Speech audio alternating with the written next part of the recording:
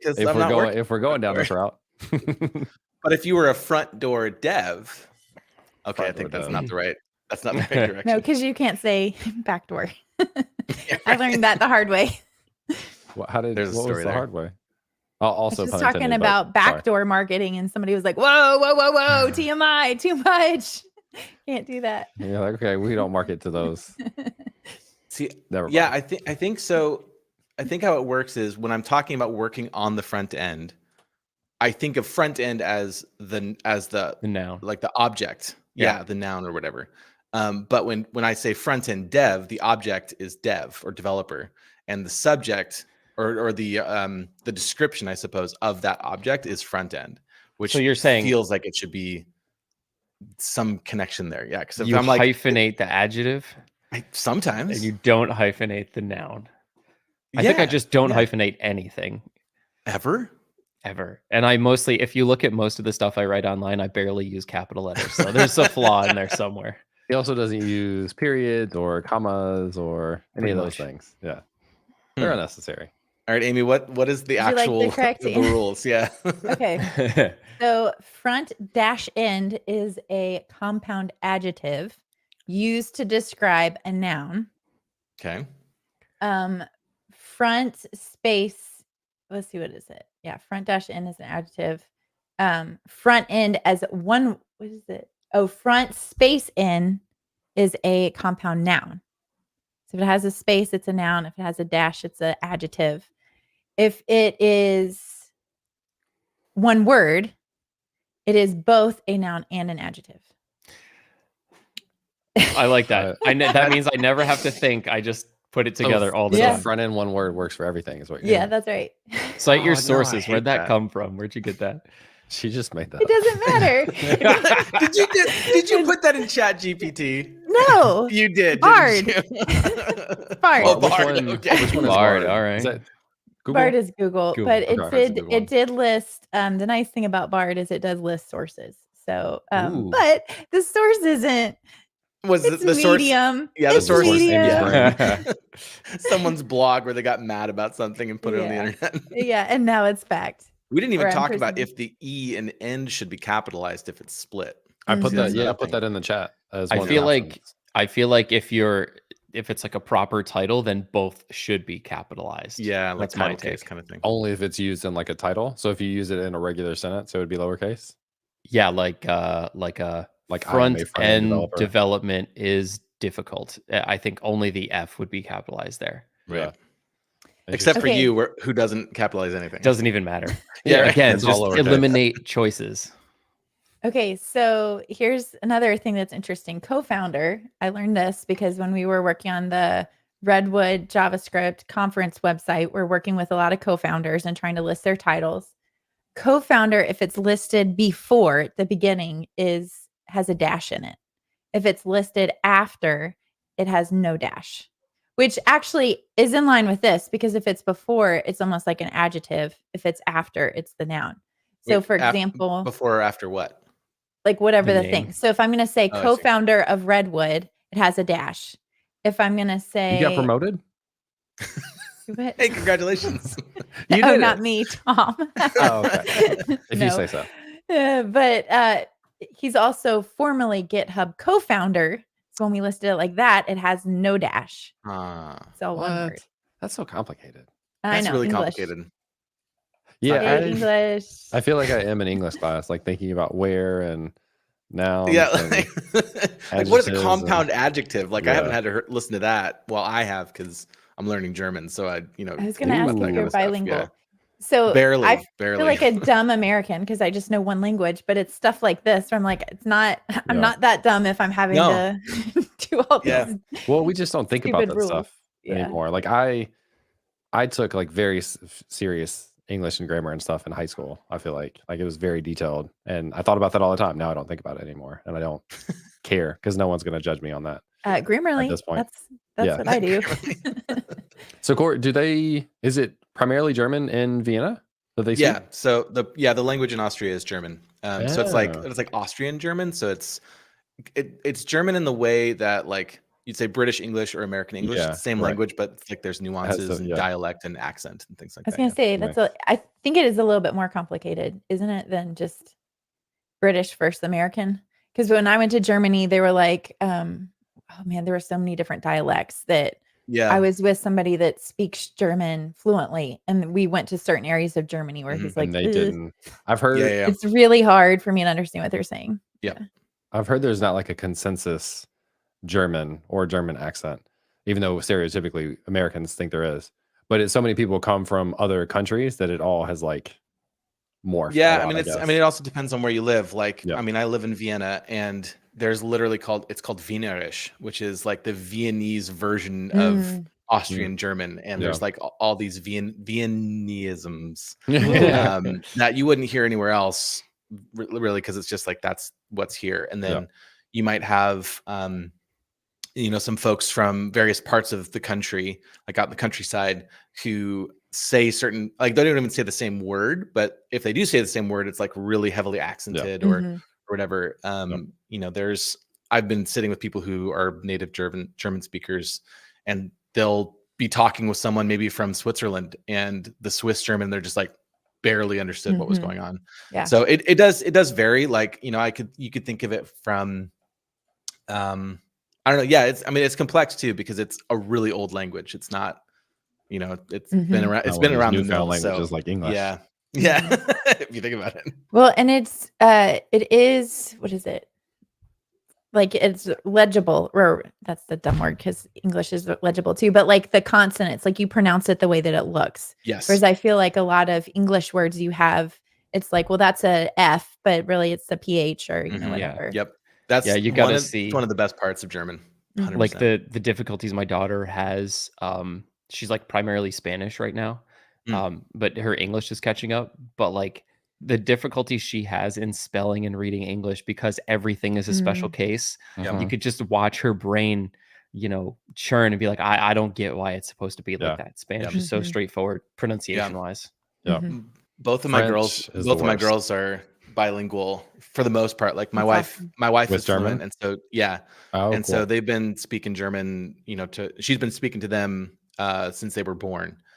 In German and in English, and so but my youngest, who's 7, is in an all German speaking class in school. That's so cool. And so she's learning all of it, and has been for a couple of years, and has been learning like all of the, like how to spell and how to do all of these things and say stuff. And so she'll try to spell things in English, but she spells them how you would think they would be spelled in German. And English. Yeah. So she spells it out as she hears it, because when she reads German or spells German, if it makes a f sound, what it's supposed to be, or an oi sound, what it's supposed to be. And then she like starts, writing in English. I'm just like, this is not good. This is not how this is spelled. Not even close. There are no vowels in this, but you somehow made it work. So here's a good question, if I do say so myself. Yeah, well done. Yeah, you're really on yourself this morning. Go What ahead. is your what does your keyboard look like? Do you have a keyboard? Yeah, like do you have? I know Fancy German keyboard. uses that special B. So that's what you're asking. Okay, because I was about to go like this keyboard. Like, what are we talking here? I've got a lot of keyboards in here. I've got too many. No, so I use an American layout, QWERTY. I don't know what the term for it is, like when it's American. But American, yeah, something or other. But there will be times where someone will be like, hey, help me out on my computer, and I'll go to type, and because the Y and the Z are backwards, and the at sign is someplace else. There's like a bunch of different layouts like that. So so you'll try and type in zany, and it'll be yams or something, So but it's the same like configuration, right? Like the keys are aligned the same. It's just a different characters mapped to a different key. Yeah, for the most part. There are a couple of things where there are some keyboard layouts where, like the at sign, you won't like hold shift and 2 or whatever it is. You do something else, and it would be on like F or something like that. So interesting. Yeah. But I think for the most part, it's pretty, like you wouldn't have a problem if you grabbed a German keyboard and started rolling on it. You'd be okay, except for the swap arounds. Yeah. Is Strasse like the double S thing? Is that its own letter? Oh, the S set. Yeah. Okay. Yeah, that's the thing. Yeah. So I mean, you can do it both its own ways. key, or do you just have to like hold down a key and it gives Ooh, you that's options. That's a good question. I think See, I told you it was good questions. it is a good question. I just don't have one, so I don't know. When I go to type it, Yeah. I do like now I'm gonna think about it. It's like either I think it's FN and then the S, or you can hold down the S and then Okay. type 1 And then, on a Mac. okay. Yeah. There you go. So Backtick it's in stuff like Italy that. Yeah. is Alt 96. Oh, I didn't even Whoa. think about it. Oh yeah. Interesting. Interesting. Yeah. So they're just like all those micro things where you're like, oh, I totally know how to Mhm. do this, and then you get on and you're like, this is day one for me. Yeah. I've never typed on a computer before. It's also one of those things you just get used to and never think about again. Yeah. And then Yeah. trying to explain it to somebody, you're like, I actually have no idea what I do. For Yeah, this. It just muscle works. memory. Yeah. Yeah. Mhm. Claudio, I assume, is in Italy. Welcome from the other side of the world. Also, probably similar time zones to where you are. At least, Yeah, it should be. Mhm. It's just south. All right, I'll give you one sentence in German, and then we'll start. You ready? Okay. Du bist ein Mann. Ja, danke schön. Ja. Ja. Ja. Ich bin ein Mann. Yeah. That was a friend of mine, a couple friends of ours, and I did German on Duolingo, and so we nice. just walked around. Ich bin ein Mann. Ich bin Yeah. eine Frau. Like just basic stuff. And Yeah. my Jess's grandmother, Omi, is from Germany, like moved here when she was like 14 or something. And so anyway, we have been interested in German and can say some things. Basically, we just like walk around sounding goofy, but we try to say some stuff 'cause it's fun. Yeah. Yeah. I did Duolingo. I did German Duolingo for 900 yeah. days. And I said, you know Wow. what? 1,000 is too much. I did it 900 days. And That's it a was lot. at a certain point, I was just like, I think I'm doing it just for the number, because it would be like, I'm Yeah. learning sentences Yeah. like, my elephant is too big. Yeah. Like that doesn't, I would never say that in a normal I would never get an conversation. elephant that big. I would Yeah, only I have could get a small. small elephant, of course. Only small elephants here. Small to but I medium just was size. like, Yep. it's good for like practicing those like smaller is, things. yeah. But I'm on 600 of French. Brad's probably 660, I 650. just Spanish. crossed 700 in Spanish. Oh, so, yeah. wow. So you're that far ahead. congratulations. Yeah. That's great. I ordered myself a bunch of stuff. I got like Yeah, I saw that. That's cool. to celebrate. I got a shirt and Yeah. a plushie and stickers and stuff. Super so. cool. And that's my goal is to speak to our daughter exclusively, if I can, in Spanish. Awesome. And Yeah. then Brad's wife is a native Spanish speaker, so she speaks exclusively to your two kids Yeah. in Spanish, right? She'll That's she'll awesome. literally say like, I don't understand if they speak to her in English. Yeah. That's how I we love like that. really keep it involved at the Yeah. house. And Yeah. at some point, like I'm gonna try to swap over as much as I can just to get Mhm. my practice in. Yeah. Because we know they're gonna get enough English everywhere else. Yeah, Mhm. 100%. Well, we can try to maintain our conversations in Spanish when we're in Oh Austin. my God, that'll be tough. We gotta practice at that this year. Yeah. See. Good luck with that. See. Yeah. All right, enough stereotypes for languages. Ready to start? Welcome, everyone, to another episode of Compressed FM, a podcast all about web development and design with a little bit of zest. In this episode, we are going to talk about the hardest thing to do as a developer, which is to be comfortable not knowing everything. Web development and design, who would have guessed? Well, we can do them both, even add a little zest. So turn up the volume, get ready for the best. Let's get it started in this episode of Compress. What's up, everyone? My name is James Huquick, and I am a developer, speaker, and teacher. Hello, my name is Amy Dutton, and I am a lead team member on the Redwood JS core team. Hey y'all, my name is bradgarropy. I'm a front-end developer at Atlassian working on Confluence. My name is Corey Miller. I'm a senior front-end developer on the growth team at ConvertKit. Corey, welcome to the podcast. Super excited to have this conversation. I think of something that is, I don't know, I said one of the hardest things to do, but I think it's like overwhelming for developers, especially when you're getting started. And I think throughout a lot of your career, there's so much that you can learn at any given time. There's so much that changes on a daily, weekly, monthly, yearly basis. And you kind of introduce this idea of maybe for you more recently in your career, feeling comfortable not knowing everything. So do you want to kind of introduce like why that topic was personal for you? And we can dive into like different pieces of that as we go. Sure. Yeah. It's funny because when I first got into development, it was like, GeoCities and Homestead back in like a million years ago. My first website was on Lycos. I don't know if any of you remember Lycos as like I didn't even use that. Yeah, it was like bought by Yahoo back in, I don't know, 2004. Bought by Yahoo. Yeah, that yeah. says So a that's lot. how you know that Yeah. was a long time ago. And and at the time, all of my life at that point was just like finding fun things to do. Like I think my first website was called like Tiddlywinks or whatever that game is where you play with the coins. Oh and you yeah. that thing. It wasn't that had nothing to do with the site, but it was just fun, you know. And so like went on to like, I don't know, make dumb websites like that, you know, over the course of like my early teen years. And then as I started doing more like, I don't know, getting more serious about development, it felt like I was like, oh man, I'm really behind. I realized that there were all these books, all the big yellow books, and they were really thick. And I hate reading. And I was like, oh no, do I have to go read these big yellow books for dummies? Because I Oh feel like a yeah. dummy. You Yeah. know, it's like I Remember literally have those. tons over here.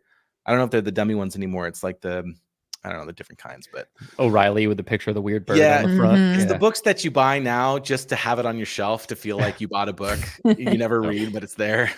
And I just started feeling like I was already behind, and so it always felt like I was trying to catch up all of the time. And this role that I'm in right now, this is actually my first career development role. I was working at a small company before, doing some like development stuff, but I was primarily like a community manager and like, I don't know, product manager type stuff. And literally for like shirts, not for like actual products. But yeah, it was I just have always felt often, I guess I should say, I have often felt like I'm like perpetually behind. And I think that's also just like the nature of the industry, because everything is just like rapidly developing. And there's also a piece of this, like, I have to be careful how I say this, but when there's so much content, you know, about learning new things, and I say Mhm. this on a call with content creators, literally making content right now. Content creators are the absolute worst. I agree. Yeah, they're just terrible. But it's that feeling of like, I have to listen to all the podcasts. I've got to read all of the books. I've got to read all the blog articles. I've got to follow all of the people. And I was like, I don't know, a couple of years ago, I was following like 200 or 300 people on Twitter just so that I could just be like getting it all in my head, because I felt like I had to. And so, I don't know, something just kind of flipped in this last year where I just kind of accepted I wasn't gonna know everything, and needed to be okay with that, you know. Partially that's because I'm not I'm not a 24/7 365 developer. Like I have weekends, I have evenings, I have mornings. Some people really like to code on the weekends, and I do now and again, like if I have side projects or whatever. But I also have other things that I like to do. And if I want to stay complete on the cutting edge, I have to be like living and breathing this stuff and neglecting my children. and Yeah. and so and that's not the case for everybody. Like, and I totally understand that. Everyone's got different, you know, how they can figure all that stuff out and learn those things. But there was something this year where, yeah, I don't know. I accept it. Maybe it's like an acceptance thing of being like, you know what, everyone else, they know what they know, and I know what I know. And as Mhm. long as I am able to accomplish the goals that I'm setting out to accomplish, especially in my role, right? Like my job doesn't care. My company doesn't care that I know everything. They care that I accomplish the goals that I'm set out to accomplish. Mhm. I'm helping the growth team, and I'm helping the company hit our goals, and we're helping creators. Like that's the point. They don't care if I know anything about, I don't know, Dano or the new whatever node X, like the new bun. Like I don't even All the run things runtimes. out, right? Because they're just like, oh, Yeah. bun, you know, they don't care. They don't care about that. They care that I'm getting the job done. And Yeah. and I think that's an important piece of it, right? Where it's, I don't know, I could blab on forever about that, but I think that's what, you know, that feeling of always feeling behind just never felt good. And it just doesn't feel good, because you're like, oh my gosh, there's a new 4-hour podcast on this new tool. And then you listen to the 4-hour podcast, and by the time you're done with it, there's an update that's changed everything. Mhm. And that's just kind of, that's part of it.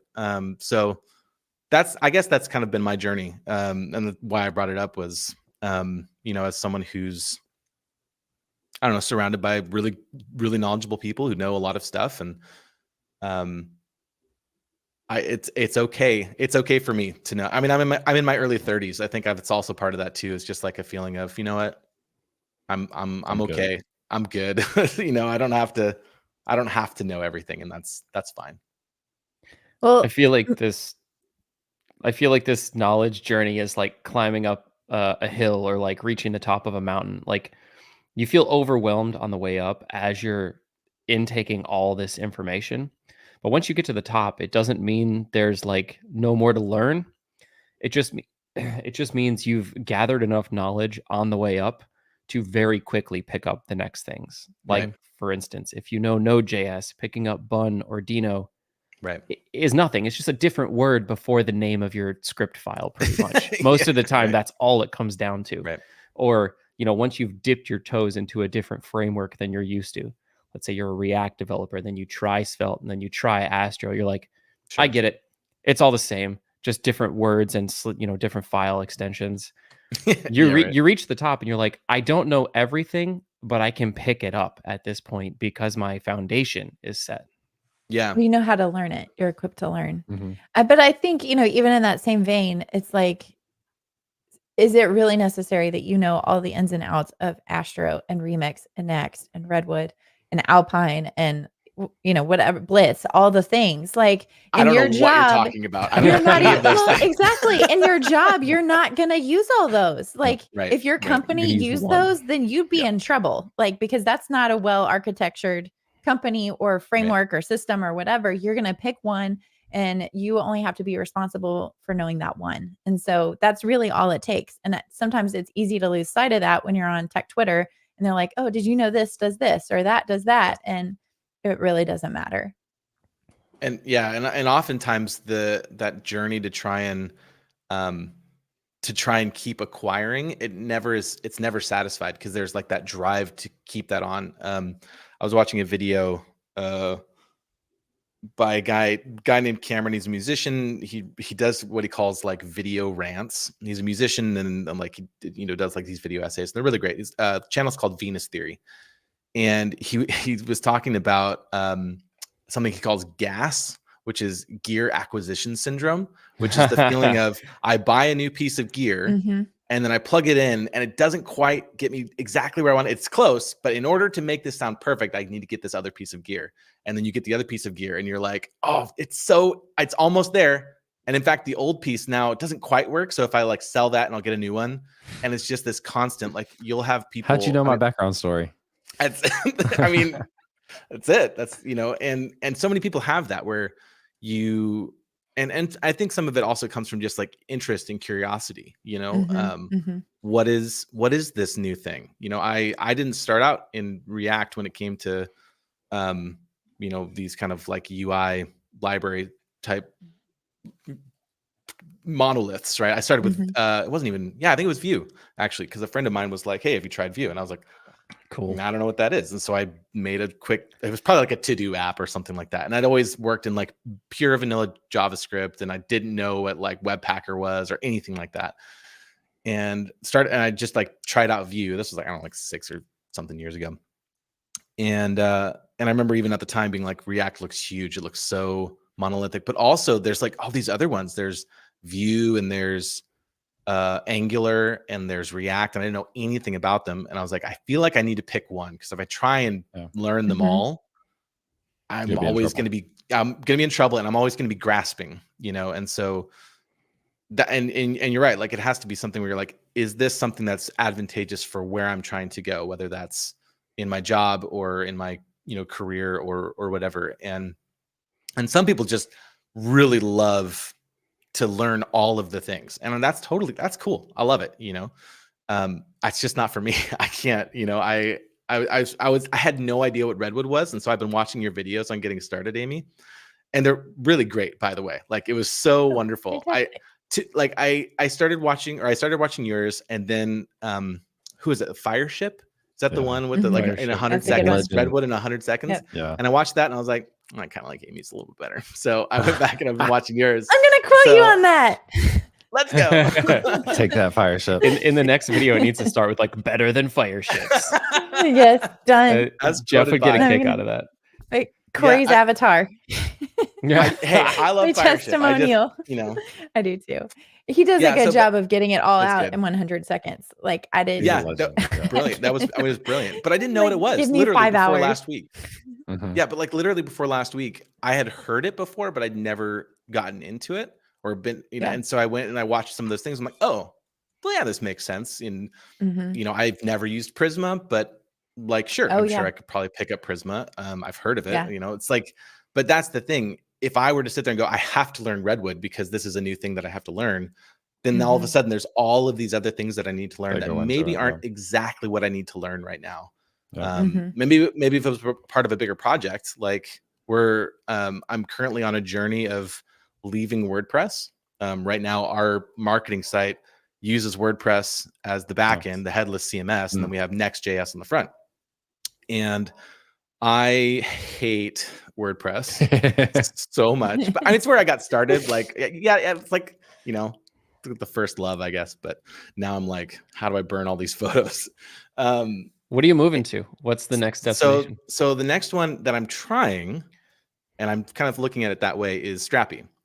And Okay. I spent Mm. like 6 to 8 months, probably too long last year, trying to do all of the research and learn all of the things and Mm. figure out, okay, I got on like calls with certain unnamed large CMSs, and they're like, oh, you should get on our enterprise plan. And I'm like, Oh yeah. that's a lot of zeros that you want from Yeah. me. Gets Uh-huh. expensive And really quickly. especially for like, maybe this won't be the long term. Maybe we try this and we end up going back to WordPress. I don't know. Mhm. But I'm just going to give it a go, you know, like, and because that's the other thing about trying to always learn all the new things. Now I'm just learning and I'm not actually making anything. Mhm. Yeah. And a lot of people, I think, get stuck in that is this, I have to buy all the courses on Udemy that I never watch, but I've got to buy them Mhm. and I've got to learn everything. And then you're not actually, and it's been 12 months and I've not coded a single line, you know, and it's just, I don't know. There's at a certain point you have to admit, like sometimes musicians, they buy all these pedals and they go back and they just use one because that's what they want to play, and then they can actually make music. And so I'm just leaning a little bit more into that, I think, this year. Yeah. And you Well, know, I think that Ooh. 3 hosts. that's I'm that's enough. excited. Let's go. James started first. Go ahead, dude. I think one of the benefits, and it's kind of a fine balance of the benefit of being active in the community on Twitter, listen to podcasts, etc. And this is kind of how I've used this for a long time, is you hear about those words and you hear about things that are out there. You get comfortable enough with yourself to know, like, I don't need to know that, but I'm hearing these things and I have an idea. Like you mentioned Strappy it's a hosted, self-hosted, open source, headless CMS and Node.js. Like I can give you all that, but I've never once used it. I just know about it. And that gives you an advantage, I think, when you go into actually learning something, because you already have a little bit of a head start of context. And that goes back to like not knowing how to, or not having to know everything. And I think from me, one of the things that was really eye-opening starting my career as a speaker is I didn't need to know more than the audience as a whole, because people have been writing code longer than I have been alive, or as long as I've been alive at that point, right? I was like 22 years old. I just needed to know more about one thing that they did. And as a content creator, most content creators will tell you they're not experts in whatever they're creating content on. They just know enough to do that piece of content. Now, some people are. So just, I don't know. I think it's really helpful for people to really embrace that, one, so they can kind of settle down on the urgency that they feel to go from thing to thing, but then also to enable you to kind of see yourself in comparison to the rest of the community, that you still have value, you still have things to add, and you just kind of have to find the right like time and place to be able to do that, whether it's speaking or creating content or helping a team member or whatever it is. Everyone has knowledge and experience that someone else doesn't have that you can offer other people as well. Yeah. There's a piece of that where something that I try to lean into like that, but also working hard not to compare myself to those people and working to look and say, where was I a year ago? Where was I 2 years ago? Because if that is always an upward trajectory, then you're on the right path. Because there's always going to be somebody who knows more than you. Always. It will always be that way. There's always going to be someone who knows less, and that's okay. But like, if I move them out of the equation and I just say, do I know more than I did a month ago? Even if it's like a small amount, great. You know, like oftentimes it's never at a good time, but I know more about DNS and why domains break, because we've broken some stuff, but I didn't know that, a year ago, but now I know some of those things, and that's okay, because there's always going to be people in the audience who are like, oh my gosh, this is so amateur, but there's always going to be someone who's like, I've never heard about VS Code before. Like, I've never heard of that. What is that? What is it? And to me, I would go like, oh, you've never heard, but it's okay, because there are so many people at different parts of this journey. And we just see all of the people who know so many things. Like I follow a couple people still on Twitter, not very many, but and I just log in now and again, less and less, because it's gross on there sometimes. But or you just go in and people are talking about all these crazy stuff. You've got all of the people who are like developing Chrome, and they're like, oh, I read a blog post. I'm like, man, they're so smart. Of course. Yes, of course. But I don't need to know like the ins and outs of like coding binary, I don't know that. Some people know that. I don't know that. And maybe I'll learn that someday. Maybe when I'm 50. Probably not. It's not interesting to me. No. And that's okay. That's okay. Well, and sometimes the most valuable thing that you bring to a team or to your job isn't even related to code at all. It's the other things that you've learned along the way that you can contribute, that you have that unique experience that nobody else does. Yeah, like experience or perspective, or exactly. One of the things that that I bring, and maybe this is like this is also part of my growth, is being okay with saying things that I'm good at bringing to my team.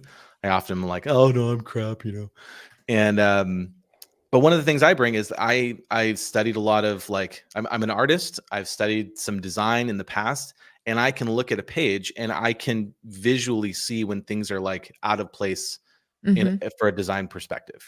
I know a lot of developers who they are given a file and they just make that thing, and they might not think about actually maybe there's some vertical margin that maybe I can chat with the designer about, or this icon is not flowing quite right here. Maybe I can bring something about that up. And but that's something that I bring to the table that some other developers may not, of a more of a or something doesn't look quite right here, and then clicking on what is it, pesticide or whatever that extension is that shows you all the lines, and you're like, oh, it's because it's off by 2 pixels. And I can see that not as well as my the designer I work with, because he'll literally be like, something's wrong about this, and it'll literally be by 1 pixel. Literally 1 pixel. I have I need annoying, a right? It's so annoying, but he's always right. I'm like, ugh. I feel like Amy would do that. I don't know whether to be honored or embarrassed. It's got its benefits and trade-offs. No, I think in that sense, that's definitely a positive, because you need somebody that has the eye, that has the ability to hold that accountable, because that's not me, right? I've shipped plenty of stuff where I'm like, that looks good enough. And then somebody else is like, well, these details matter. And I think that's important. Yeah. And I think that just goes back to you personally don't need to know everything. You just need to have friends who do. So vary the people you talk to, vary the people that you're around, and make sure that your circle is well-rounded, not necessarily all has to fall on your shoulders. Or even knowing where to go to find the answer. Yeah. And that's part, Amy, you were even saying that of as you're developing how you learn, part of that is just being if something happens I don't expect, I can't necessarily plan for that exact situation if I don't know it's coming, but I can have a way of knowing where do I go to find the answers for this, right? Who do I contact at Vercel if something goes down? Who do I contact at Cloudflare if something is messed up? Or what is there someone that I can make a mental note of? And I'm like, oh, actually, I remember Josh Cameo wrote something about this, and we go and I can go and find that or whatever. And part of that is not just being oh, I'm just going to go chuck it into Chat GPT, but sometimes maybe Chat GPT is the place where you go to find the answer for the thing of why is this code not working? And they're like, you forgot to put in the attribute that you said that you wanted to put in there, or whatever. So I've had a shift recently. I used to go out to the Chat GPT window all the time, but now have y'all used Copilot Chat yet? I haven't, haven't. and it's been on my It's to-do so list. good. It's Tell me so more. good because it's Yeah. you basically highlight a chunk of code in your editor, and then you And bring just up say, a "Fix chat this," or window something. in VS Code, and Yeah. it uses that as the context, and so it becomes so much more accurate about what you're asking What you're it doing. to do. You Hmm. can do the same thing with terminal commands in VS Code. So like I used to be kind of low on Copilot in general because it got in my way a lot, I felt like. Yeah. But like this is really good. I feel like Copilot chat is changing the game. I think I just got an invite for that like an hour ago, like Take it. a company, like an organization said, here, you can sign up for this. And I was like, I don't even know what this is. Didn't even know what that was. So hey, look there, I Yeah. learned something new. And that's how Yeah. I got it. Atlassian offered it to us Yeah. because I don't pay for the Copilot service. So I was like, okay, I'll take you up on this work, and it's been working out. Yeah, it's great because it also has context into everything that you're talking about. So, Corey, you mentioned, oh, I don't know Prisma. I know Prisma, but the last project that I did, it has insight into all of my models. And so I'd say, oh, I want to do this relationship. Will you do this? And it would give me the Prisma code that I need.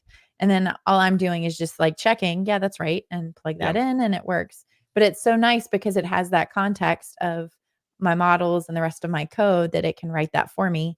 And then I'm just spot checking. That's dope. That's dope. I used Copilot to generate a bunch of mock data the other day. Mm. Unbelievably fast and accurate. It understood everything, That's a including great relational data. It was great. use case. Yeah. Yeah. It can be so helpful for things like that, where it's just like, I know how to do the thing. It's just mundane, and I just want to get it done like Mhm. right this second. It's Yep. really, really nice. Like I use the normal Copilot automatic whatever thing. Mhm. And there have even been times where I've been like, I want to I have this function, like it's called like slugify text, which Mhm. just takes a sentence and then turns it into a slug. It's pretty basic. I could have easily written that, but I was like, I'm just gonna try it. So you did like const slugify text, and it just popped it out. I was like, Yep. moving on. I'm doing more important things than figuring out, put it in a thing, put join, do the Yep. whatever, and like, so it's small things, big things, but some of that is Mhm. just so nice. Well, and I like that you don't have to worry about typos. That's the other thing that gets me. Is that it'll catch that stuff. Or the other day I had some bugs in my code because I was referring to an input. In some cases it's like input dir, but then output directory. And so Copilot was helping me catch those discrepancies. That's excellent. I always turn it off in Markdown though. Like I'm writing a blog post and it's trying Yeah. to like auto complete my Right, sentences. so Like for you. sometimes it's scary accurate. I'm like, whoa. Other times I'm like, no, get out of my face. It's like I don't sound like that. Don't try and It is weird don't try reading and it do that, back. yeah. Yeah. I was recently doing, this is totally off topic, but I was recently doing we do twice a year self reviews and like manager reviews at the company. And so I was just, doing it. I finished it today, which is great. But I was like, okay, maybe what I'll do is I'll go back and I'll like, grab all the commits, and I'll grab all of the, like every week we do a check-in, like what went well and what did you accomplish? And I just grabbed all of that and I threw it in ChatGPT and I was like, how would you summarize this in like a paragraph or two? And it was so bad. Like it was just like making things up and being like, oh, and then I did this, and then like this sort of a thing happened. I'm like, that didn't happen. That's not true. And I would never write like this. It was just, and then you put in like, here's some sample text of how I would write. And then it's like, oh, well, here, let me fix what you just gave me. And then that's not what I wanted you to do, actually. So I'm sure those things will get worked out over time. So I notice in your room setup, you got a bunch of instruments behind you. And I want to transition a little bit, talk about, do you know how to play them? And do you just play like personally, or are you like in a band or anything like that? I do play them. I do play them all. And the ones that you see are just a couple of my guitar. I would say not enough, but it's that whole thing, right? Every time I get a new guitar, my wife is like, you literally have guitars. And I'm like, yeah, but I didn't have one that did like this thing. I don't have this one. I Obviously. don't have this one. You know, it's like when you buy that new course and you're like, oh, I think I have 3 other ones that told me the same stuff, but just a little different, I do play. I've been playing for, like 24 years, I think. Nice. So I play guitar and piano and bass and drums. And I play mostly for myself at this point. My brother and I used to have a band We used to play like progressive rock, progressive metal. But I'm all solo at this point. I'm trying to do more like recording and writing. A lot of this year has been like getting my, I don't know. Okay, I'm gonna say getting my setup dialed in, but really it's procrastination because whatever reason. Yeah, I'm just getting all the stuff I need. No, I've got it. It's fine. I don't need stuff. So Buy more gear. It'll work out. Just like one more pedal, and I'll be fine. Yeah. So I play, and I'm leaning more into like I used to, like my main influence are like rock and metal and virtuoso guitar, and I can't play any of that, which is super annoying because it's like I'll listen to all these musicians who are incredible.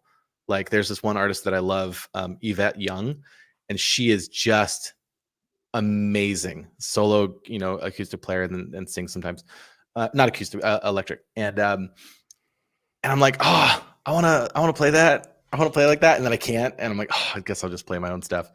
Not currently in a band. I live here in Vienna, and I don't know too many people who are musicians who like are young and want to be in a band.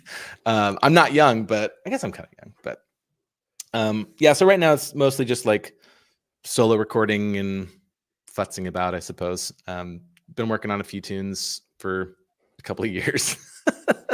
And that's kind of how that goes. It's funny. I watched an Instagram story this morning making fun of guitarists, saying that they don't have any rhythm because a guitarist would go over and try drums and they couldn't hold a beat.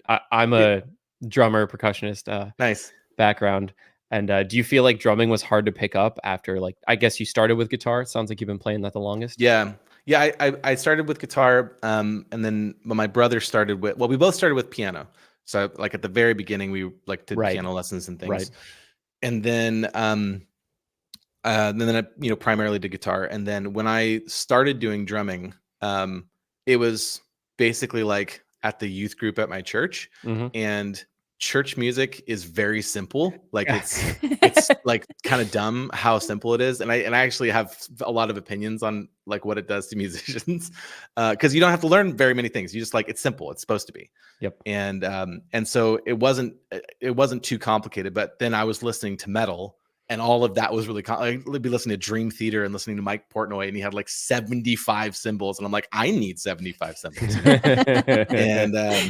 And so from a rhythm point of view, I was mostly acoustic, so I had a good sense of beat. It was more about the coordination of doing all the things and then using my feet and things 100%. Like that. Yeah. And so now I'm like, I haven't played drums in like an actual kit in I don't know, 5 or 6 years. But if I sat down and started playing, I could probably pick it back up again. But that's a lot of the like the side skill that I've really tried to build up is like keeping time. Yeah. And so if you can keep time and you can keep a beat, then you can start getting a little more interesting after that. Yeah. Sweet. Brad, do you have a kit?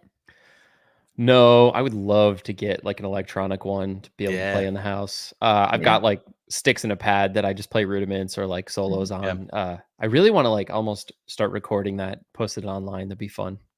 Yeah, do it. I've been thinking a lot this year about hobbies that are not using a screen. Yeah. So How can I get away? What'd you come up with? Well, I'm not going to tell you. No, do it. No, what? Why? Go on. Did you find some weird stuff to do? So embarrassing. Why? What? You're talking about being old. This is like the epitome of old. You joined a knitting club. It's embroidery. Let's go. Embroidery? Yes, I've been cross-stitching.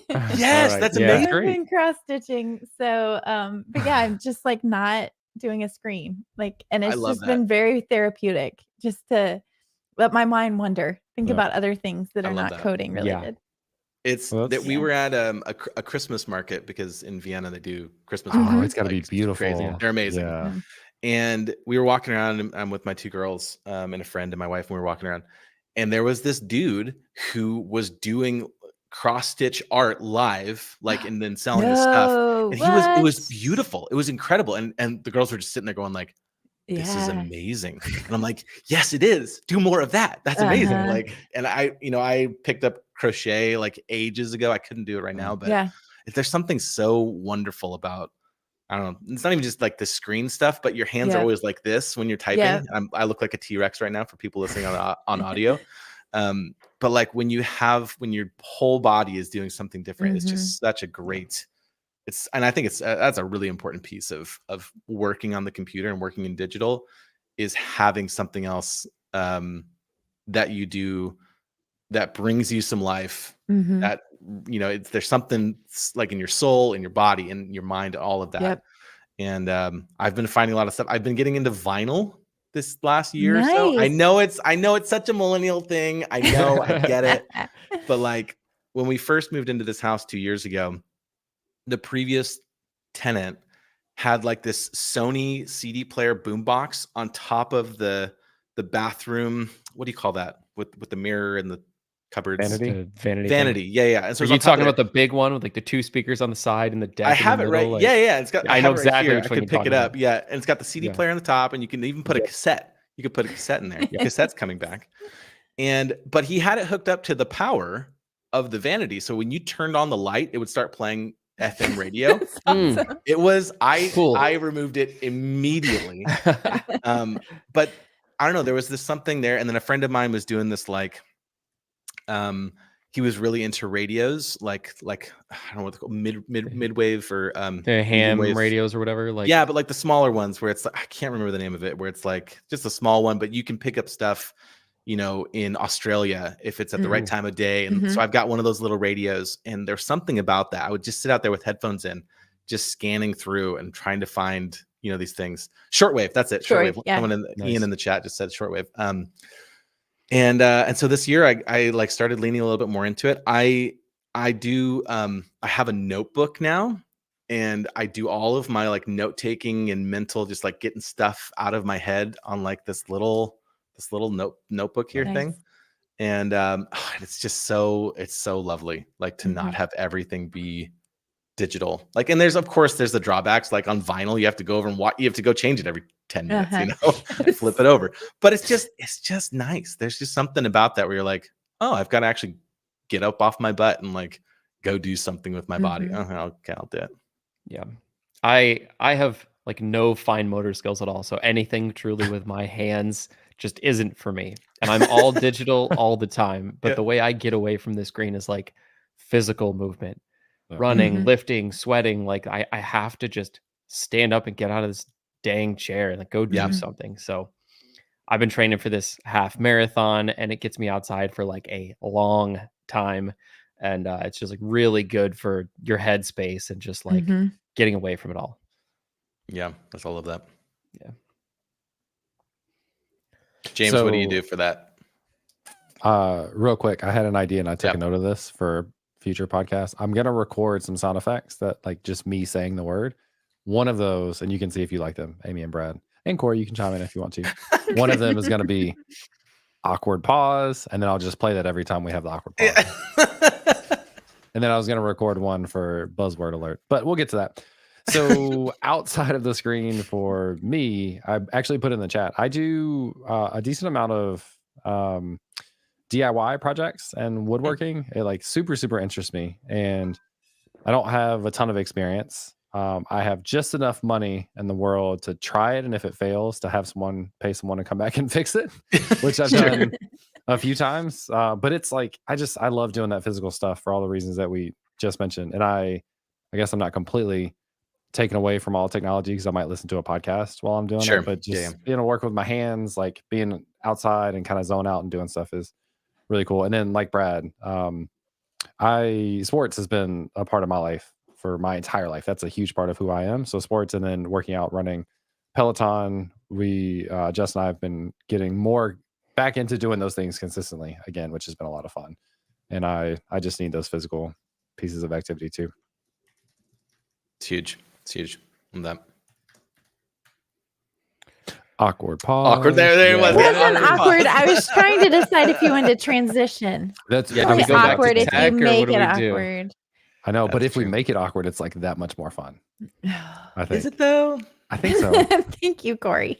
I think so. I'm pretty. I feel like that would be a good. We haven't talked about his podcast yet. Yeah, Brad? You want to do that, and then we'll move after that one. Okay, so keeping the theme going on, like things you do other than coding. Corey, I hear you have another podcast, so you've done this kind of thing before. Can you tell us a little bit about it? Yeah, thanks for asking about that. I do have another podcast. The podcast is called Dad Made, and it's relatively new. We just started recording, I think, in November. But my co-host Kyle Adams, he and I have done like 3 or 4 other shows before. So we did a show that we started, I think, in 2020 called Commuteless, which was all about working from home, because we knew so many people who were like, I've never worked from home before. How do you do this? And they didn't know how to work remote. And so we're like, hey, we've been doing this for years. Like, start a show. And then before that, we were doing some show on branding, and neither of us were like, we shouldn't have been doing that show kind of a thing, but we just liked thinking about it and talking about it.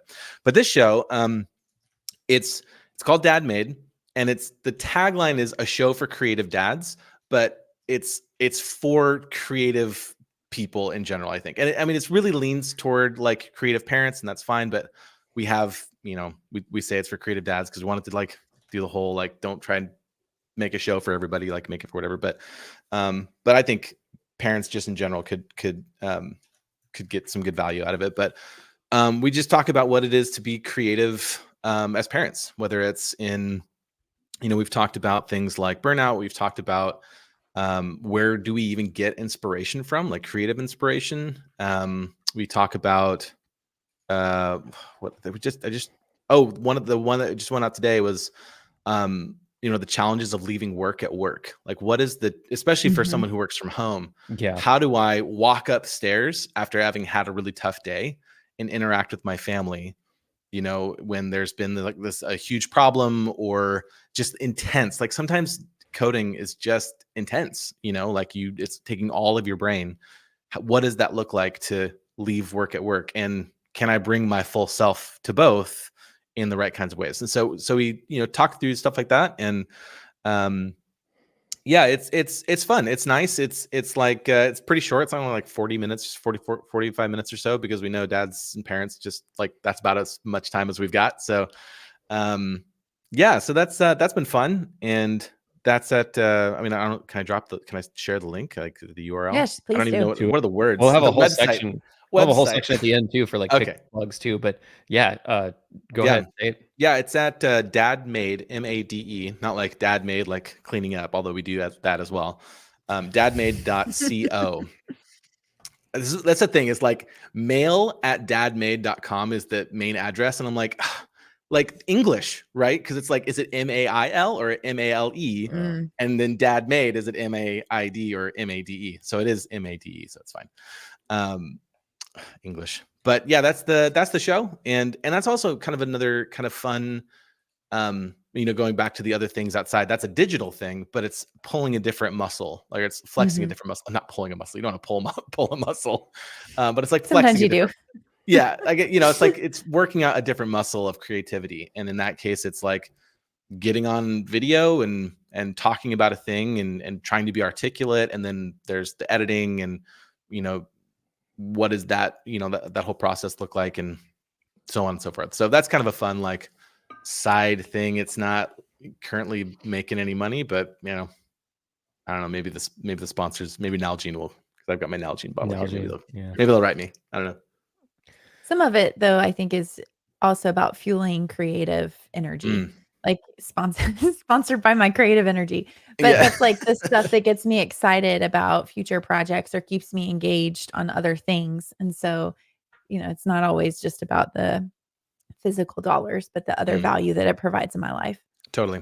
Yeah. Or like the things that, maybe there's something I've been thinking about, and then talking about that with somebody else, like saying that stuff out loud. I process verbally, like I just have to say stuff out loud. And so being in a space where it's like, okay, why am I like, what is this headspace for me this week at work? Like this whole learning thing, we might turn that into a podcast, because talk about how do we learn? Like not even just the how do we learn, but what are we learning and how is that impacting us at work? And are we okay with kind of having a like micro plateaus where we're just like, I'm okay right now and I'll learn some more, and then I kind of do something like that. And yeah, like so micro plateaus. Yeah, it's kind of cool. Yeah. So it's not like I'm not going to be here forever, but I'm okay for being here right now. and this is where I need to be in this Mhm. month or in this season, and that's okay. Where's the sound effect? There it Awkward is. pause. All right. We can probably move into our last section of the day, which is our picks and plugs section, where you pick something that you enjoyed recently, bought, watched, read, listened to, whatever it is, and then anything that you want to plug as well. Anyone want to go first with picks and plugs? I'll go. Do it. So I picked a few weeks ago my new iPhone 15, and this came in the mail yesterday that I'm super excited about. It's an Anker like charger. So you can just Nice. snap it on the back and I'm good to go. So I'm Wow. preparing for that conference at the end Which of one? the month. Which one? That conference. Mm. So, Came up with that name. but that would also be something else to highlight because James, Brad, and I will all be there. We are emceeing lunch entertainment. So we have several panels scheduled. We'll be recording a live episode. So if you are in the Austin area, or even if you're not, come join us, hang out. Otherwise, tune in virtually. So it's going to be a good time. And then I'm going to plug or pick. I'm working on a newsletter that should go out this afternoon, fingers crossed. So if you're listening live, go ahead and register now so that you'll get that email. If not, still register, but you can go to brokencomb.dev. And so it's COMB. But the idea, and it fits along perfectly with what we're talking about, is that our knowledge is like a broken comb. There's certain things that we go wide on and certain things that we go deep on. And so trying to incorporate those things in the newsletter of different topics that you might want to go wide or deep on. I'm really glad that you explained that, because I saw Broken Comb the other day because I was snooping on you all, and I was like, what does this mean? I must know. It's like that meme with Sheldon who's like, I don't need sleep, I need answers, And so I'm That's really so glad that funny. you said that. I'm not gonna pick this yet, but Amy, I've been eyeing that Anker charger. So it's just a portable one Yeah. that snaps onto your phone. And then you'll be proud to know that Costco came out with a 2-pack. It's not Anker brand, which Anker brand is amazing, but they have a 2-pack of chargers. My sister got it for Jess and I for Christmas, so we each got one from the 2-pack. Nice. 2 for Yeah. 1. I know. I went the with nice- This one has a little light. It'll tell you how much Mhm. charge is left. That's really Yeah. nice. Yeah. I went with the official Apple one, and I actually think it works really good too because it integrates with the OS. When it's plugged into the back, your Nice. battery widget shows that level as well. Oh, nice. So yeah, Fancy. This With is the the first cheese. time. This is the first time I've ever heard anyone pronounce it Anker. I thought it was Oh. pronounced Anchor. I think Anker's right. Is it So Anker? I think I probably heard Wes ChatGPT. Boss say it. So whatever the Oh, wow. Canadian pronunciation. He Yeah. also says what? Schema, or he says Schema. schema weird. Yeah. Schema. Shima? And Schema. yeah, he That's says like that a- weird. And you Yeah. know, Canadians, no. they say what, Zed? Yeah. Weird. Yeah. So blame Wes Anker. Boss. Yeah. Anker. I don't know that that's correct, but blame him. James, you got Who's something? next? Yeah, what am I gonna do? I'm gonna do for my pick. I'm gonna do Fourth Wing, the book. I think I mentioned that I was reading this. Amy, Mhm. you're actually still reading this, right? I finished Fourth Wing. I'm reading, was it The second Iron one? Flame or whatever? Yeah. Oh, let me know when you get to the part where the person dies. It's really good. But It's like every page. anyway, I am like 60% done with the second book. But anyway, the series has been really good so far. The downside is that it's a 5-part series. There's only 2 that are out now. So it's going to be like Mhm. years before we get the whole story. These are long books. The second book is Mhm. 700 pages. Yeah. But they're a ton of fun. So I've been really enjoying it. So it's the Great. Fourth Wing series. People may have heard some hype about it. I think it's worth the hype. So check that out. And then I will plug my newsletter. And I did all this complaining about how Podia was the worst because I was trying to do. It's actually been seriously looking at ConvertKit recently because of this. But It's like, I know a embedding- company. I know, yeah. I know. Hey, Um, my thing is like find the one that works for you. If Yeah, it helps well- you be creative and be a creative. I'm on then go- ConvertKit. The- Just, Pragmat. It's because I like you more, Amy. The problem with Podia is that they don't have a good way to they don't have an API to do newsletter subscribes. So I kind of hacked it and was doing it in my site and it was working until it wasn't. And I did a whole thing about this. And then I just did the redirect thing where I embed their form and it redirects to Podia, and it wasn't working, and I was super upset. Realized today it's because I didn't have the name property on the email. So when they sent the form submission, they didn't know what the data was. And so it was my fault. The really annoying part, though, is I asked support, and support was like, yeah, you can't embed this with custom CSS. That's the problem. I'm like, that's not at all the That's problem. not the issue. You have Wow. no CSS? idea. CSS. You have Wow. no idea what the CSS is because it's a form submission. So Yeah. absolutely not. So they will get a sternly worded response from me. But Oh no, they're doing their best, James. They're doing their best, man. I know, Like- but they should know these CSS things though. and not say ridiculous things to They've people. been working on a Anyway, blogging feature. who is? Podia. I got an email Podia's about that working on a blogging yesterday. Oh, nice. feature. I They haven't just checked it out. dropped it. Yeah. Yeah, Cool. they do a lot of things. And they do a lot of things really well. All in all, newsletter at jamesqquick.com. You can scroll to the bottom of the homepage or any page, or go to /newsletter to get my weekly updates. Did you pick The pick was Fourth Wing. Fourth Wing? The Right. book. Fourth Wing. That's right. Okay, I guess I'll go next. We'll save the best for last, and Corey. Yes, there we go. Yeah, so I'm like a big runner now, apparently, and I got like running shorts, because they're cool, and I do a lot of my runs at night, and so I got this thing, which will just blind Yes. everybody. This headlamp. So I run on like trails around the neighborhood, and this really helps me see. It helps other like people see you, which is Cars, equally yeah. important. Yeah, it's 600 lumens, so it's like ridiculously bright. And yeah, it feels good to run in. I feel like I can run in places without street lights and feel good about it. So What's the brand for it? Petzl, PE. Petzl. That's more Yeah, I confusing had than one, like- Dad made. It's all the good names are taken. They're all taken. I do like the name Dad made, by the way. Oh, Yeah. thanks. And And I It also was. like the idea of you guys being maids. Yeah. Coming up, episode 100. Yeah. Dress up Free episode. cleaning. I don't think Kyle would go for it, but I'll do it. I've got 2 girls. It's fine. Well, he's got a girl too, so I'll make it happen. And let's see, for plugs, I think Stoney mentioned it in the chat. He liked my shirt, so I'll just go ahead and plug where you can get these shirts. I make them, I sell them on Cotton Bureau, and the link is bradgarropy.com/store. You can get I think you can get a t-shirt or a hoodie or like a couple different forms, and they're all themed around like VS Code themes. So this is like the Night Owl version, and I've got a couple other ones as well. Cotton Bureau is a name I have not heard in a long time. Yeah, Like, Cotton Bureau is that- great. That's kind of cool that they're still rolling. I remember Yeah. when they first launched, and it was like everyone was like, "Cause I gotta get my shirt." You had to get like approved and stuff like that. It was like it was the Cotton Bureau, and what was the other one? It was like Thread something. Threadless?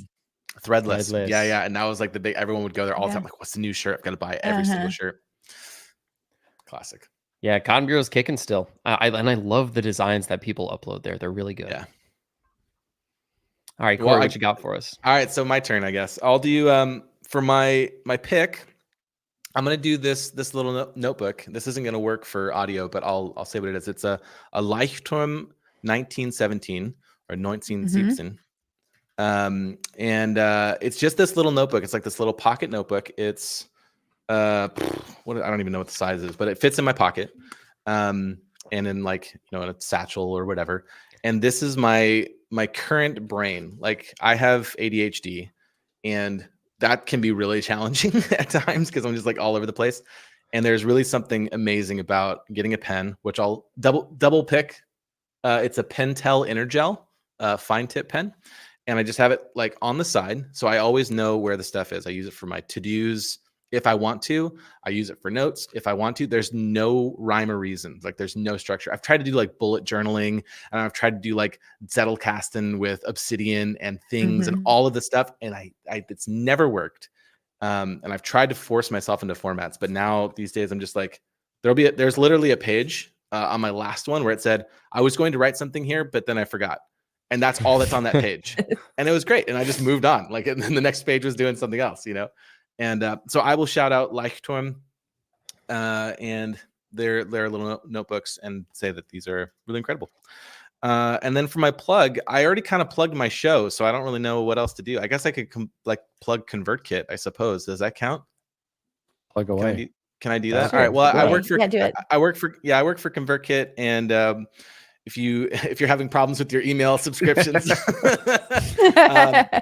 but you can find out what's there. We're an email marketing and commerce and all in, like, not all in one, but a hub for creators, for people who want to create. And you can send emails, you can sell courses, you can digital products, you can one of the big things we're pushing on this year is the Creator Network, where you sign up and you get access to be able to, on certain plans, there might be some things changing in the future, but at the current moment, you can get access to like recommendations where you can say, hey, I know these people, and like James has got a newsletter and Amy's got a newsletter. You signed up for my newsletter, you might like theirs. And then I send you subscribers, and then we can send that back and forth to each other.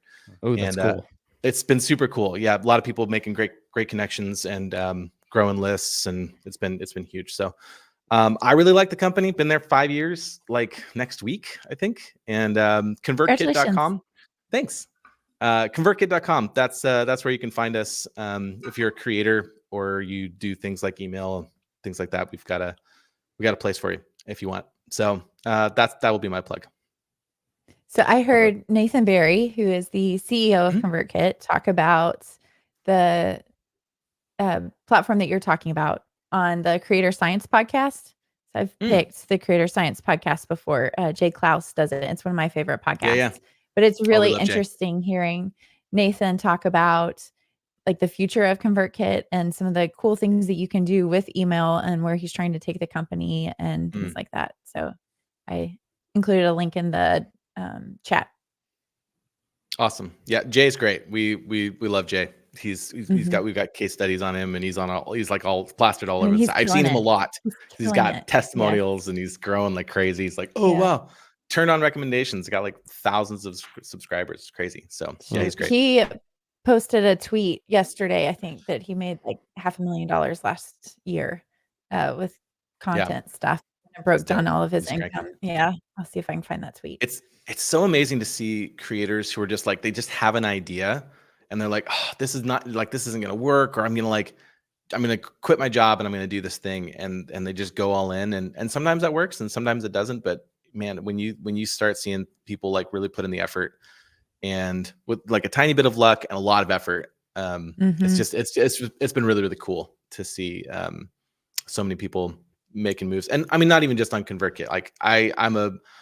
Like we are for creators just wherever, like do whatever you need to. But I love seeing that more and more people are finding success. That's not in just like the I'm just going to go find the like cookie cutter way of trying to make money online, because that stuff doesn't really work as much. And it's also not authentic. And it's one of the main reasons why email is still like this huge driving force for creators. It's like, because it's still you and another person, and it's not on someone else's platform, I mean, I've got DadMade has like 37 subscribers, and that's fine, but I send to them and sometimes they reply, and it's lovely.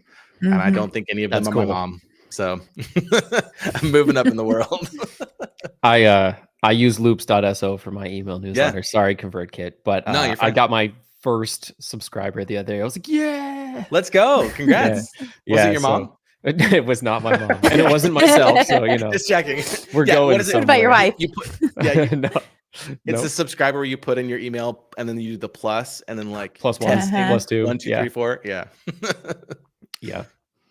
It's a good feeling. Yeah. And then especially if you get responses back now, there's like, oh my God, look at that. Way to go, James. James just signed up. Oh, what do you have, like your email? 2 subscribers. bradgarropy.com/newsletter. I'll drop the link. Everybody's plugging their newsletter. Yeah. I barely send emails, so no worries. Here's one of the things that's been top of mind for me. Do people know who Keith Lee is on TikTok? Mm-mm. He does food reviews. It's very simple. The Houston guy. He has been in Houston. He's from Vegas, and he's done a couple of different cities. He's ridiculously mad, like 2 millions of likes, not just views. Like, so tens of millions of views per most videos. Like, it's really wild. And what he does, somebody sends him a restaurant, says, hey, like this restaurant's struggling. They're not getting people here. The food is really good. Mm. They just don't have marketing. And he goes and he gets food and he rates it 1 through 10. That's all he does. Nice. And it's really unbiased. And after he does it for a restaurant, the lines are around the corner. Like it's insane what he's able to do for these. And I've been thinking about this a lot more. Like I'm getting a little deep here, but like legacy of like, if I were gone, what would people talk about and what impact would I be able to have on other people? Mhm. And having having not only such a big audience, but a following to the point where they like believe anytime you say like, hey, go and check this out, they believe in that and they go and do it. I want to be that driver. Like somebody, like a good friend that I trust, Brad, starts a newsletter, and I want to be able to tell people this is something you ought to go try, and thousands of people go and flood that thing. And I don't like I have an audience, but I don't have that. That's something that I think I like aspire to, is being able to leverage an audience to bring awareness to other amazing things that are going on. Yeah. Kyle, my podcast co-host, does this in his newsletter. He sends out a newsletter every week. Oh, maybe I should have plugged that, but whatever. You can listen to my podcast and you'll get the link. But anyway, so he sends out a weekly newsletter, and in it he recommends someone else that he follows. Cool. And there's like you can click here to subscribe to their, and he like wants to send people to them. And I love that. I love that part of his newsletter. Like I don't read it every week, and I've told him that, and that's fine. But like I always know that he's going to share someone else, and that is truly one of the most powerful parts of the creator community, is when people are like, hey, have you checked out this person? You know, and then it's not just like I Googled somebody. It's like it's literally a recommendation. That's what we're, you know, at ConvertKit, that's what we're trying to do with the creator network, is to say, you know, you get these big names saying, hey, here are other big names, sure, but then you get the medium-sized creators who are like, hey, check out these other medium-sized creators, or these smaller ones, or these bigger ones. And there's this like really nice like I don't know, sharing the wealth isn't quite the right term for it, but of that sort of thing, of saying, hey, has anyone checked out this smaller creator? And leveraging that, like, I think is, I mean, I don't have that power because I don't have a following like that, but when you have that and you can make that difference, I've seen that so many times, people being like, oh wow, this is just exploding beyond what I ever thought it would be. You know, like small bands or whatever getting reviewed on YouTube, like, oh, here's like a small band, sounds like whatever, this other band, and we'll just give it a listen. They have, you know, 20 monthly listeners, and then this large YouTube channel does a listen through, a reaction or whatever, and all of a sudden they've got like 10,000 monthly listens or whatever. Like on Spotify, that doesn't really matter, but maybe they have people going to their shows, you know, or buying merch or cassettes and vinyl, you know, because those are coming back. It comes down to discoverability. Discoverability is getting much better with, let's say, recommendation engines and machine learning and maybe even AI and all that stuff. But the idea is that every platform doesn't necessarily have it. Every job doesn't really have it. Like imagine if you could use like great discoverability for doctors or like other professions, you know, that would be really cool. But yeah, I think it comes down to like anytime you can support people, you know, people in your network, recommend them, definitely do it. Yeah. That's actually one of the things I really enjoy about this podcast that, you know, that we're doing right now, is like, maybe we didn't always know of each other, but then all of a sudden we're connecting, and now I'm going back down through, and now we do. And now I'm going back down through and I'm listening to all these people who are like, that I never would have thought to connect with, just because I'm, you know, doing this or whatever. And I'm like, oh wow, now there's other people now that I know of, and maybe they have something that I can kind of gold mine a little bit of what they're saying and pull out a couple of things as we go. And that's super cool. I mean, you have shows like mine where it's just me and Kyle talking, and he's like, we've got to get other people on because people are going to get really bored really fast of us. Like, that's true. But you get in all these other perspectives and connections, and that's huge. You got to have both. You know, listeners want to get, I feel like listeners want to get to know the hosts, and then listeners want the host to talk to other people, you know, so. Well, I think that will do it for this episode. Corey, it's been great to talk to you. Thanks for coming on, of course, and giving some inspirational words to all of us, I think, like hosts included. Been a ton of fun. If you are listening in podcast after the fact on audio, please leave us a rating and review in your podcatcher of choice to help us bring on continue to bring on amazing guests like Corey and to have conversations occasionally with just the host as well. Hope you all enjoyed it. In the meantime, that's all we got. So I was going to work on, that's the end of the actual podcast. I was going to work on this, Amy, but now I don't know how to do it because there's too many things I have to do at the end, the awkward end. So I was going to take all of this off, put like the compressed banner on top that says thanks for watching, and then play the outro music. But then I need to tell people, I think I still need to like say, okay, we're done. Just so you know, when we do that, like unless we take people out, they can still hear us. So that's the one downside. Yeah. Anyway, I want to work on Well, we having don't a use smooth this one transition either. out, but I don't have it. I know. Yeah. We have so many. Or things to it's figure not out. like we do like a I'll be bio right break. back. I know. Yeah, we could though. You need it if you don't have a technical difficulties one. Like, are you even live streaming? 'Cause- Are you? Oh, Yeah. Yeah. Secrets. We need a Um, secrets one. Yeah. Make people think we're sharing secrets. Corey, we'll have to have you back on so we can talk about product front end versus Oh yeah. we Marketing. Yeah, I Yeah. didn't even get to that. Yeah. That's a good one too. Happy What to come happens when back you get caught anytime. up. Yeah, I Yeah. love doing this kind of thing. I love chatting with people, and you know, my wife always likes it when I talk to other people more than I talk to her. So that's fine. It's probably Well, good and to have we an outlet. Yeah. we This is appreciate just it an 'cause we know the outlet to time not difference. annoy. Yeah, but Yeah, I was yeah, gonna say whatever the time works. difference. You know. We appreciate that. So I know Yeah. that's Yeah, not necessarily a convenient time for you since you live on the other side of the world. But It's fine. I just don't get to see my kids. It's okay. Yeah. Who needs kids?